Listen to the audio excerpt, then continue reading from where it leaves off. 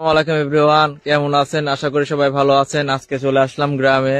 তো আজকে গ্রামে এসেই, যেহেতু আমাদের পাবনা সুজনগরে বাসা দোলা ইউনিয়নে, তো এখানে আমাদের মেইনলি হচ্ছে এই সিজনে পেঁয়াজ হয়। তো পেঁয়াজ এবার সবারই মোটামুটি ভালো আসছে। তো আসেন চলুন দেখুন পেঁয়াজটা কেমন হয়েছে। তো এই যে পেঁয়াজ এর মাঠে আমরা চলে আসলাম। এই যে যেদিকে তাকাবেন খালি পেঁয়াজ আর পেঁয়াজ, চারিদিকে শুধু পেঁয়াজ আর পেঁয়াজ।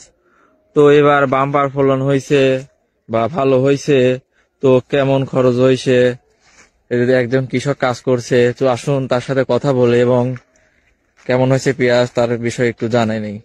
তো আসসালামু আলাইকুম কাকা, কেমন আছেন? আলহামদুলিল্লাহ ভালো আছি। তো এবার পেঁয়াজের ফলন কেমন হয়েছে? পেঁয়াজের ফলন বৃষ্টি নাবি মোটামুটি নষ্ট হয়ে গেছে। বৃষ্টি নেমে পেঁয়াজের এটা নষ্ট হয়ে গেছে। জি। তো এবার আর কি, যেহেতু আপনাদের খরচটা কেমন হয়েছে পেঁয়াজের? পেঁয়াজের এবার খরচটা বেশি। একটা লিভার নিয়ে লাগানো হয়েছে, আপনার মনে করেন যে 900 1000 50 টাকা একটা লিভারের দাম। এখন বর্তমান পেঁয়াজের দাম 600 500 টাকা মন, 700 টাকা মন। ও, লেই না পেঁয়াজ, খরচ লস আরো লাগানো। তাহলে এবার কি লস না লাভ পেঁয়াজের? পেঁয়াজে লস, একবারে পেঁয়াজে লস। সর্বনাশ, মাথায় বাড়ি। এর মাথায় পায় না, কারণ যে আর কি যে হিসাবে আপনারা পেঁয়াজটা লাগাইছেন সেই হিসাবে তো আপনারা কাঙ্ক্ষিত দামটা পাচ্ছেন না। না, ওই আরো লস, ঘর থেকে টাকা নিয়ে আরো লাগানো দেওয়া হয়েছে। হুম।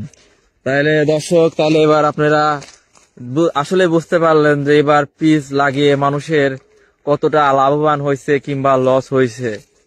কারণ এবার যেহেতু এবার দাম কম, তারপরে হচ্ছে আমাদের আর কি এলাকায় ভাবে বলে যে কামলা, তো বা সেই কামলার দামটাও কিন্তু যে সময় লাগানো হয়েছে সেই সময় বেশি, প্লাস হচ্ছে দানার দামটাও বেশি ছিল, সব দিক দিয়ে সার বিষের দিক দিয়ে সব দিক দিয়ে বেশি ছিল।